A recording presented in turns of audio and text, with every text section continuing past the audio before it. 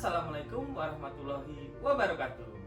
Kembali bersama saya Dr. Bagus. Kita masuk di acara ngopi, ngobrol perkara ilmu.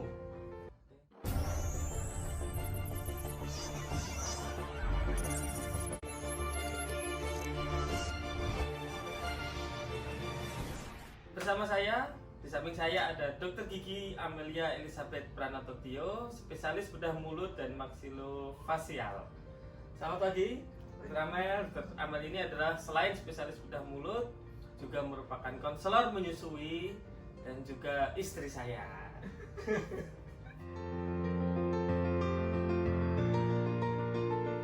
Ya, jadi hari ini kita akan membahas mengenai mitos-mitos seputar ASI. Setuju? Setuju. Oke, langsung saja ya, kita masuk ke mitos pertama. ASI yang keluar pertama, yang warnanya kuning, kadang keruh, yang disebut kolostrum, adalah ASI basi. Mitos. Gimana penjelasannya? Hasil pertama keluar itu memang berwarna kuning keruh atau kuning keemasan, tapi itu adalah kolostrum. Kolostrum itu bagus banget untuk bayi yang baru lahir karena dapat meningkatkan imunitas bayi tersebut. Nah, dan kolostrum itu perlu diingat tidak terulang lagi sepanjang hidup anak kita, ya. Jadi sayang sekali bila seorang ibu tidak memberikan kolostrum pada anaknya, gitu ya. Jadi bukan ASI basi, tapi justru ASI yang paling bagus.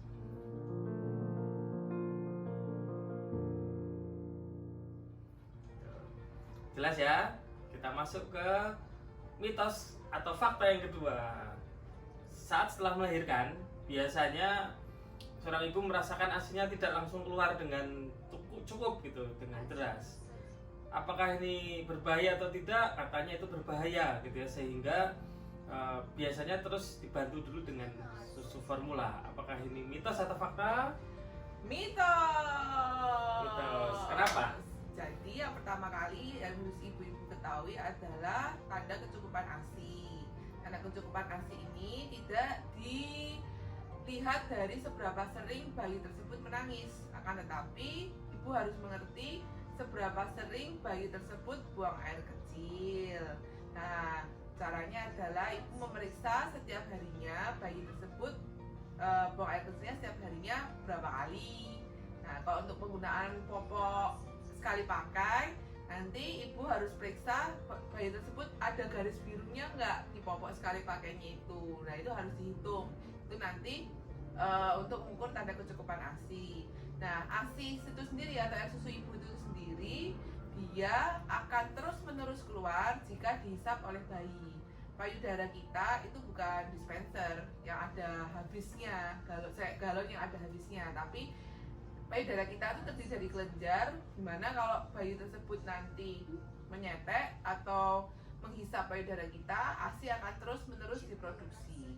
Ya, dan saya tambahkan ya, dan memang biasanya sebagian besar ibu memang ASI-nya nggak langsung keluar gitu. Jadi tenang saja, baik ibu maupun bayi tentu di awal butuh sama-sama berlatih gitu. Bayinya juga kadang belum langsung pintar, produksi ibunya juga biasanya belum terlalu banyak gitu. Apalagi ibu-ibu yang lahir secara seksio sesar.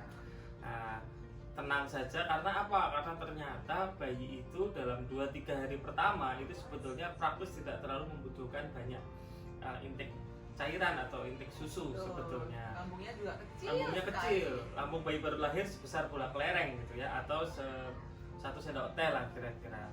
Dan bayi sebelum lahir dia sudah banyak minum air ketuban. Bukan karena nanti berbahaya atau beracun, tidak gitu. Justru air ketuban itulah yang menjadi cadangan cairan bayi.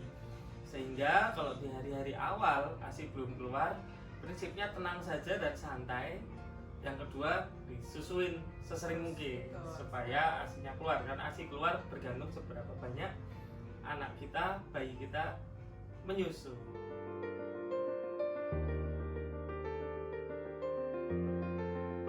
Kita masuk ke mitos atau fakta yang ketiga.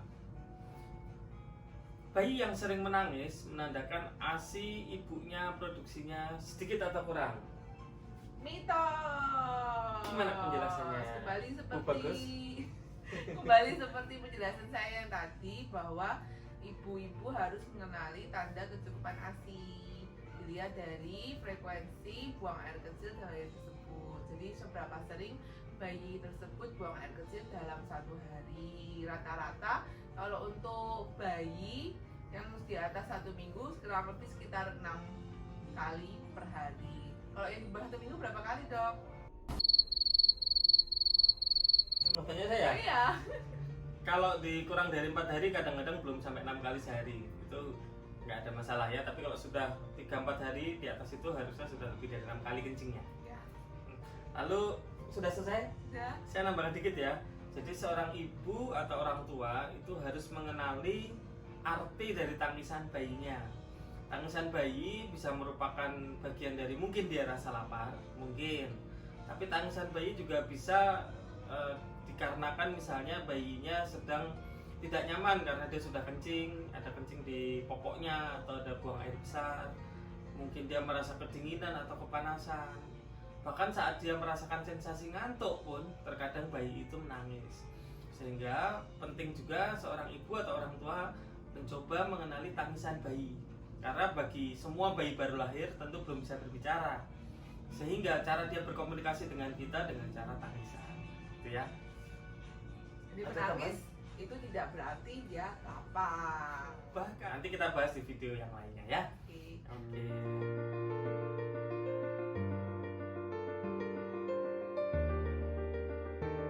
Kita masuk ke mitos atau fakta yang kelima. Payudara yang kecil produksi ASI-nya lebih sedikit. Mitos atau fakta? Mitos. Saya serahkan ke istri saya yang menjelaskan kok bagian ini. Jadi komponen dari payudara itu ada 2, yaitu ada kelenjar dan ada lemak. Payudara yang besar itu bukan berarti kelenjarnya yang besar, tapi bisa jadi karena jaringan ikat dan jaringan lemaknya yang lebih banyak. Jadi untuk ibu-ibu dengan payudara kecil maupun besar, ASI akan tetap bisa keluar dengan banyak asal sering disusui ke anaknya atau sering diperas. Jadi semakin sering ibu mengeluarkan ASI dari dalam kelenjar, semakin sering pula produksi air susu tersebut dari dalam kelenjar tersebut. Jadi semakin sering dikeluarkan, kelenjar itu semakin aktif untuk memproduksi.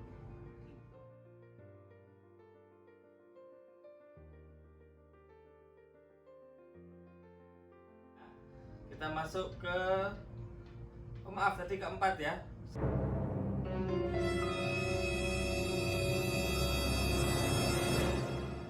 Sekarang kita masuk yang kelima, mitos atau fakta. Semakin sering menyusui, persediaan ASI ibu semakin berkurang. Mitos atau fakta? Mitos. Gimana penjelasannya? Jadi prinsipnya sama seperti ini. Kelenjar dalam tubuh kita itu akan aktif berproduksi jika dia dirangsang. Untuk kelenjar payudara, dia akan aktif memproduksi air susu jika kelenjar tersebut dihisap atau dikeluarkan isinya. Gitu. Jadi payudara kita itu bukan dispenser, bukan galon, bukan botol, ya tidak ada habisnya. Kalau payudara kita itu, kalau botol kan ada habisnya nih. Kalau payudara kita enggak. Jadi semakin dia disedot sama bayi atau dihisap, dihabiskan isinya, nanti otak akan memerintahkan kelenjar payudara tersebut untuk memproduksi lagi. Jadi itu akan terus berkelanjutan atau simultan, nggak berhenti, nggak dapat berhenti gitu. Ya, jadi gitu ya. Jadi faktor yang berpengaruh di banyak sedikitnya ASI justru semakin banyak atau sedikitnya dihisap. Itu semakin banyak dihisap, makin banyak yang keluar. Jadi jangan takut disimpan-simpan gitu ya, malah tidak produksinya tidak. Semakin ibu jarang mengeluarkan air susunya, semakin nanti otak akan merasa, oh berarti bayi tersebut sudah cukup, nggak perlu saya produksi banyak. Jadi produksinya malah akan nanti turun. Jadi kalau nanti payudaranya ibu terasa penuh atau bengkak atau bahasa Jawanya merangkai, itu nanti malah otak akan memerintahkan sel di kelenjar payudara ibu untuk berhenti berproduksi, karena tujuannya bagus. Tujuannya supaya ibu tersebut tidak oversupply, tidak nanti ada sumbatan di kelenjarnya hingga menyebabkan mastitis atau radang pada kelenjar payudara. Ya, saya tambah satu tambah lagi ya. Makanya biasanya pada ibu-ibu yang telah menambahkan susu formula pada seorang bayi, maka produksinya tidak akan terlalu maksimal gitu. Kenapa? Karena tadi produksi ASI bergantung hisapan bayi. Kalau diberi susu formula, diberi dot, bayi akan separuh atau mungkin lebih banyak menghisap dot dibandingkan menghisap dari payudara ibu, sehingga otak merasa bahwa tidak perlu produksi banyak-banyak lagi gitu. Mau ibunya makan daun katuk 1 karung sehari pun kalau nggak pernah dihisap ya nggak pernah keluar.